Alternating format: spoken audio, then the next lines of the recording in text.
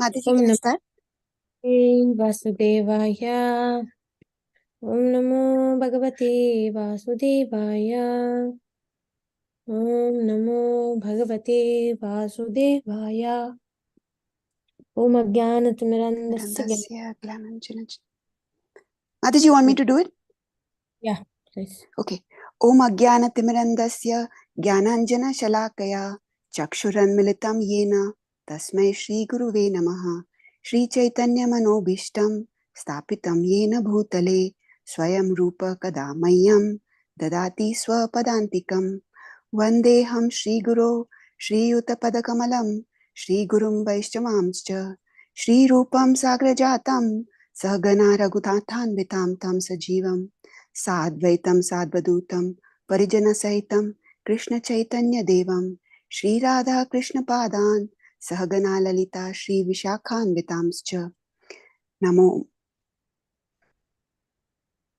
Om Vishnu Padaya Krishna Prastaya Bhutale Srimati Bhaktivedanta Swami Iti Namine Namaste Saraswati Devi Gauravani Pracharine Nirvishesha Shunyavadi Paschata Deshatarine Namo Mataji, I think is that okay? Yeah. Hare Krishna, Krishna Krishna Krishna, Krishna Hare Krishna Hare. Hare Hare Ram Hare Hare Ram Ram. Ram Ram Hare Hare. Sorry, Jai Mataji.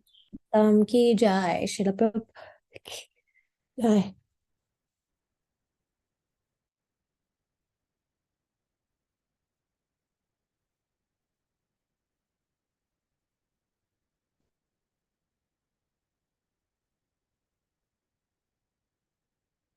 Yeah. So Lord Shiva is responding to the Prachetas. And he's explaining how a devotee's achievement is never destroyed by time. That's same as Bhagavad Gita, right? Krishna says the same thing. Never, whatever we do, devotional service is never lost. Krishna says, a yogi is never lost to me and I'm never lost to him.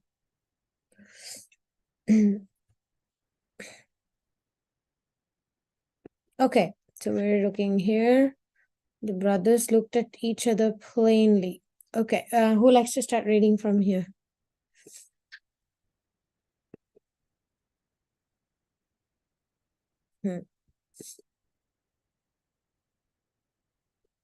Anybody?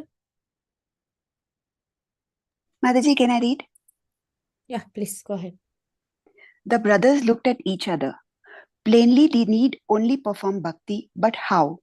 Whose help should they seek? Shiva understood their minds.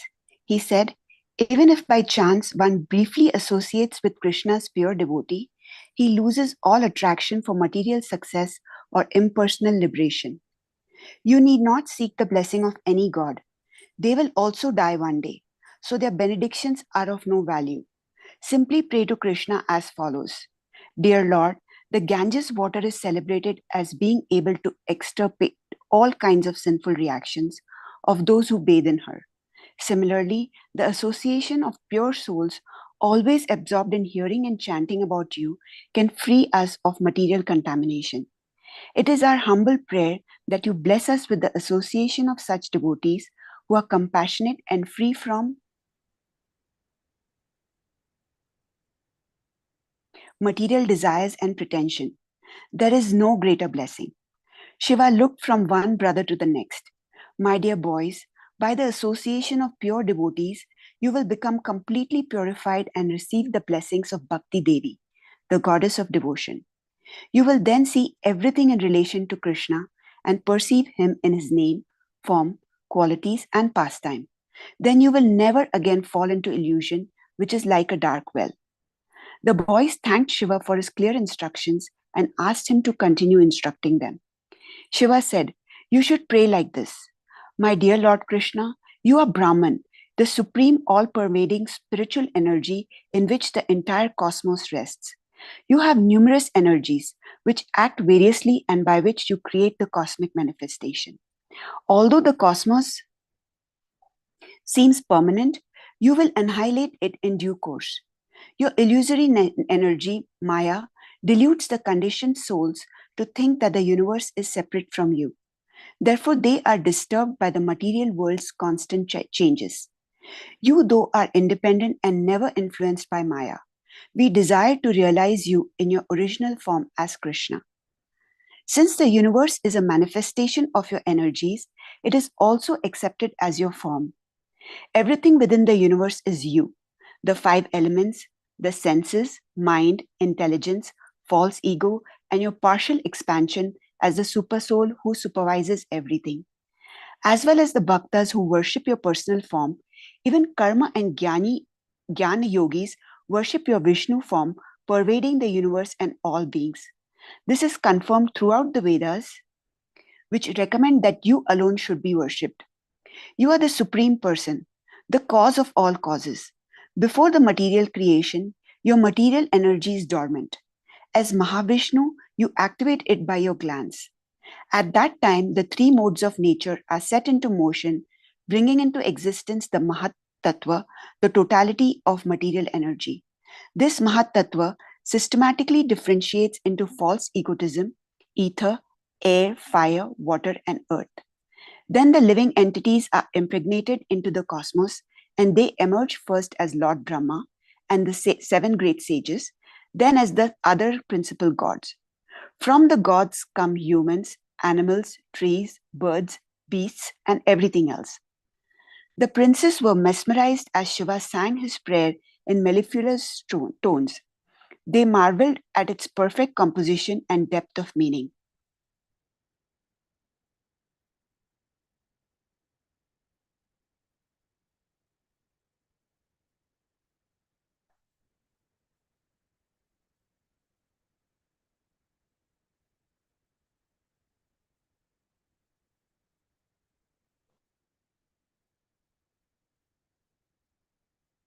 Mataji, next page.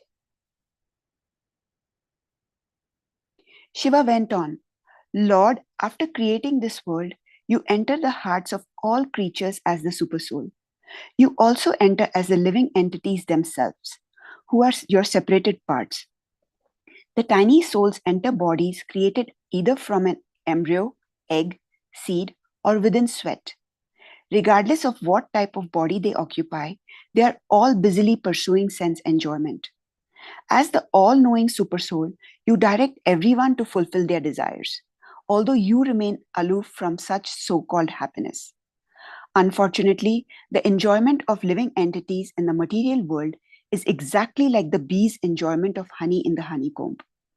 Two princes raised their hands. Shiva tilted his head back slightly. You have some questions? One of the princes asked, Lord, what kind of living entity is born in sweat? There are many forms of fungi and bacteria that multiply in perspiration. Then he turned to the other brother. What is your confusion, my dear boy? Lord, kindly explain the metaphor of bees enjoying honey. Shiva said, when bees try to enjoy the honeycomb, they bite each other, thereby suffering as they try to find pleasure. Human society is similar. Mankind is engaged in collecting various resources to enjoy. However, everyone is in competition with each other. In their rivalry for resources, sometimes nations declare war on each other, or one person harms another. Thus, like bees, humans inflict misery on each other in their pursuit of pleasure. Do you understand? The Prachetas respectfully bowed their heads. Yes, Lord. Shiva said, so you should pray in this way. O Lord Krishna, although you cannot be seen, your absolute authority is experienced in your form as time, which destroys everything. By the force of time, one living being kills another. Time scatters all things exactly as the wind disperses clouds. Due to uncontrollable greed, all people in this world frantically busy themselves with plans to enjoy. As vigilant death, you seize those who neglect your supreme authority, just as a snake snatches and swallows a mouse. After many births of struggling to enjoy or whimsically pursuing self realization, a person eventually becomes wise and recognizes that unless he worships you, his life will be wasted. Such a person serves you in all situations, always hearing about and glorifying you. Beautiful point. Wow. This is very interesting, right? After many births of struggling to enjoy or whimsically pursuing self-realization, then eventually a person becomes wise and recognizes that unless he worships you, his life will be wasted.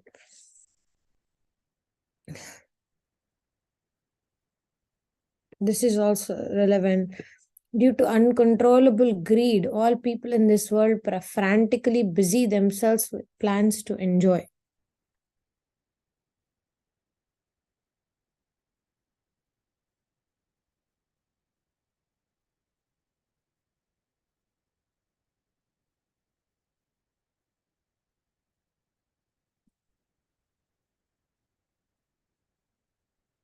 And death, it's like a snake that snatches and swallows a mouse. It's inevitable, right?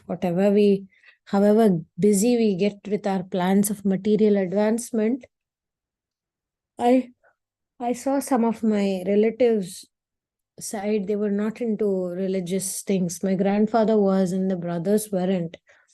They all start to choose money over relationships, and they started prioritizing money so much that they lost relationship with my grandfather. They took away his money. They did all kinds of things for money. And I was a witness of that since I was very small. And then my grandfather had like amazing death. He chanted his 16 rounds and he hung the bead back to the window. And then he had just finished 3 hours of Shaligram Puja. Then he just had a massive heart attack and he turned to the window and he looked at Govinda temple and he said, Narayana. And then he just collapsed and passed away right there. And then the other brothers of his who took away, all the money. Literally, I saw this happening. Not just snake snatches and swallows a mouse this is even like have you ever seen? I've seen some mouse being stuck inside a snake, like that. But the thing is, all these people who prioritize money over relations and not just relations, they prioritize money over dharma. They were willing to do anything to have money. They took like how do you call it? The thumb impression, like the print. They trickily took it from their mother who was in deathbed. They wanted to take it all for themselves. And they did all these kind of things, very foolish things, not considering dharma. And these are people born in Brahmin family, go figure. And then they all had like, terrible last years. Crazy things were happening. One was like haunted and full of ghosts, had schizophrenia and this and that, and it was really crazy last year. Another one had severe health issues like transplants and this and that, and it was so irritable, like lost so many organs and this and that.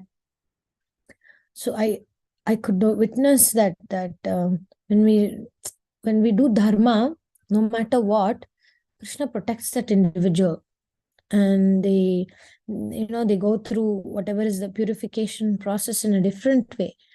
And when somebody doesn't prioritize dharma and they prioritize money over everything, over relationships, over self-realization, over dharma, you'll see that in their life as well. In Telugu, there's a proverb, Manchi valluku maraname sakshi. It means by looking at the death of a person, we can see the karmic, what kind of person, what kind of life the person has lived, like that. And my grandfather was that living proof. He was so dharmic, he was so pious, and once he became very focused on Krishna consciousness, every day he will study Bhagavatam. Every day at night he will do Krishna book. He will sit me down and read Krishna book. He was my Vartma Pradarshak Guru. He was my first guru, He didn't waste any time. He was so focused in always, he was so focused. And I saw him as a man who was like, nowadays, when we say strong man, we think somebody who's external, like a narcissistic person who knows how to get their way, very externally very powerful and strong, like that. But my experience has been, I've never seen a stronger than man than my grandfather. Although he was the gentlest being, he was so gentle, very, very kind, very, very forgiving. Never raised his voice, never lost his temper. He would never get triggered. He would never react. And then, like my other relatives would consider him as a weak person.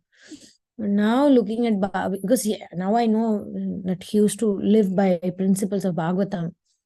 He wouldn't budge for any other principles. He will be very fixed on this is what I'm doing. And internally he was very Krishna conscious, and he'll go upstairs and read Bhagavatam, and on the tank, near the tank, he will sit down.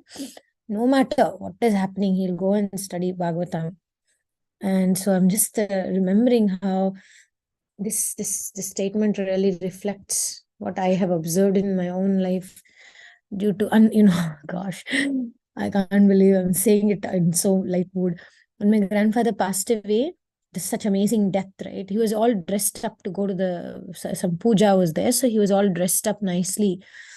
So when he left his body, he left in like very well, nice dressed, nice, like he had taken bath and put on his tilak, and he had finished his rounds and he had done his Shaligram puja, and he was very well dressed. He used to wear like this Modi coat, that what we call it nowadays, Modi. We used to call it Nehru jacket. So my grandfather always wore it, and he had money inside that pocket. I think it was like exactly 6,000 rupees. And he had to give that 6,000 rupees to one of these brothers, who anyway took away his property many years ago. But and I remember I came back from school, and they had put his body outside. And I was like, why are you keeping my grandfather outside? Why have you put him outside on a bamboo, those the chatai things they put, right? When somebody passes away. It was the first time I witnessed death so closely. And I was like, why have you put him here? Let's take him inside. And I started to become very upset. And then meanwhile, when I was upset and crying, this uncle says, hey, get the money out of his pocket. He must have money there, because he was supposed to give me money. It's there, you take it out of the pocket. I was incredulous. It's like, seriously, dude, can't you wait for a second? And I mean, I was very young, I was 10 years old, but I witnessed this greed, taking uncontrollable greed. And then people becoming busy with their plans. And I saw that literally happening. And I saw that literally snake catching the mouse. Death could not avoid them. And not just that, this won't leave, like generational, right? It's like I can see like my father and my uncle, they are not into money at all, like my father, they didn't. But the others, they also followed their fathers. And then they have very messed up lives, actually. Because when we become selfish, when we become greedy, we cannot have good relationships. So many of the sons of that persons I said, they all are divorced, they all have very bad lives. So it's very interesting how karma, they say that in Kali Yuga, karma will show in this life only. You don't have to wait for next life. So I learned it by example, when I saw that by example. So we need good examples in our lives, and family examples are, sometimes we learn what not to do also, and sometimes we learn what to do, because we know what protects us and what destroys us. Yeah, I mean, for me, grandfather was the example in so many situations. He was very focused on, only he'll talk about Krishna. He'll just not waste his time talking about anything else. Once there was some kind of a raid or something like that in somebody's house, neighbor's house, Z scheme. I was very young, like 7 years old.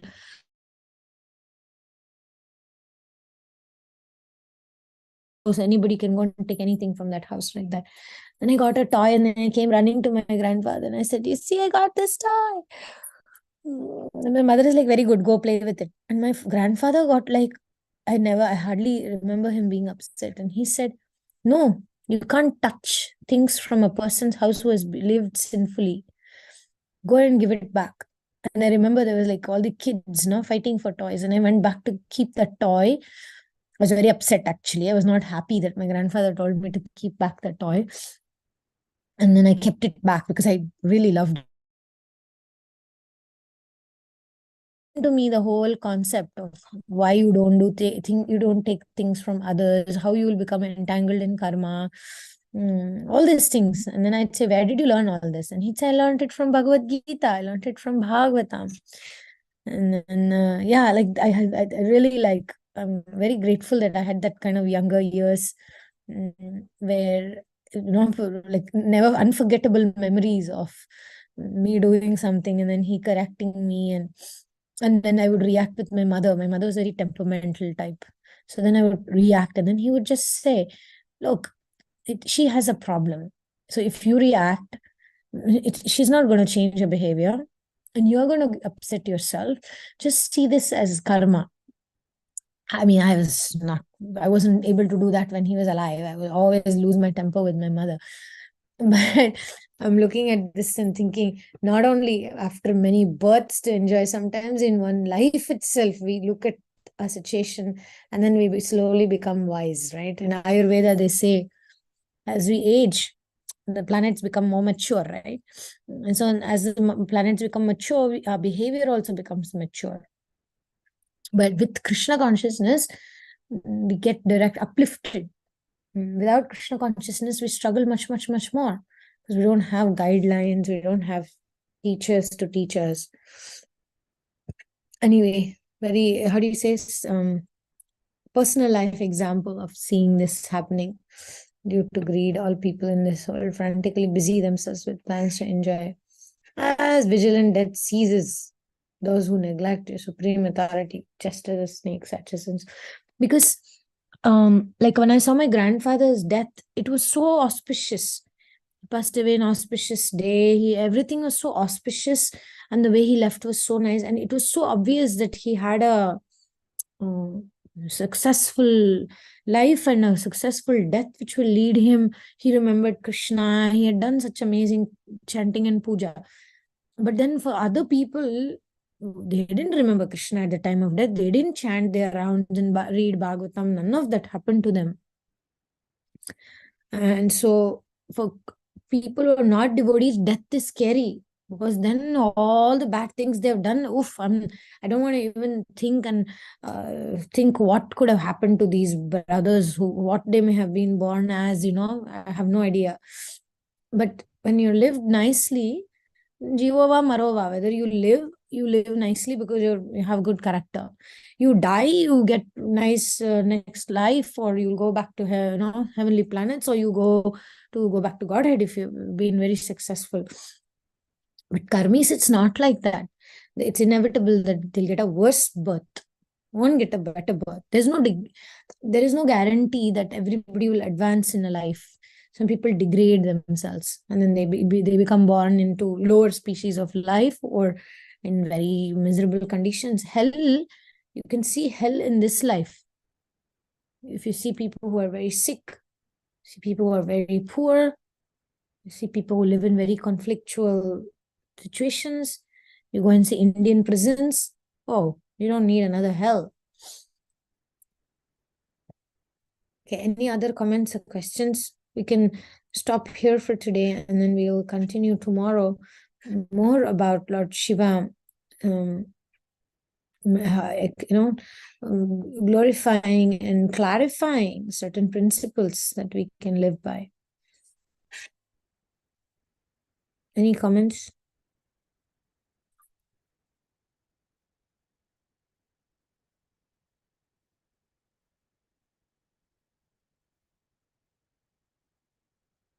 Okay, if we don't have any comments, then we can have our japa affirmations. Mataji, are you ready, Sistani Mataji?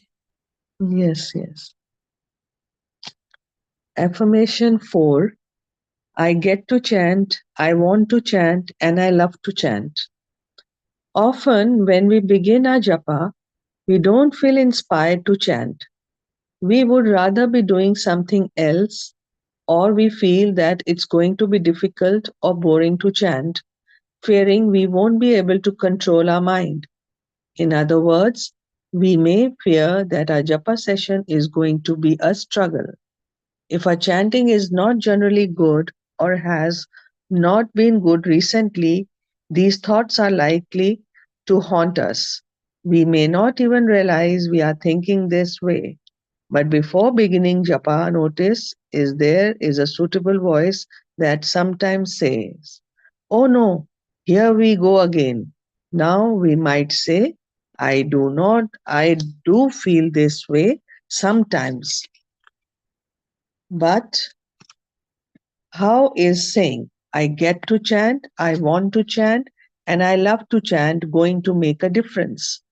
My belief is that fundamentally we do love to chant, we do want to chant, and we do view japa as a special blessing. In the many workshops I have done, I have asked devotees, what would your life be like without the holy name? What if you were prevented from chanting? How would you feel? When asked these questions, everyone says that would be horrible. This means at heart we all want to chant. We appreciate the holy names and we see chanting as an opportunity rather than a burden. So, on a deep level, we do want to chant. We made a commitment to chant. No one forced us. We wanted to become purified and closer to Krishna. When we chant properly, we love chanting, and we love the effects of chanting even when chanting is difficult. Connect to the holy names on this level. Realize that we really do want to chant, get to chant, and love to chant, even if we don't always consciously feel that way. This affirmation can connect us with our natural desire to chant. Many devotees have told me that just saying this affirmation before they begin chanting has a tremendously positively effect on their japa.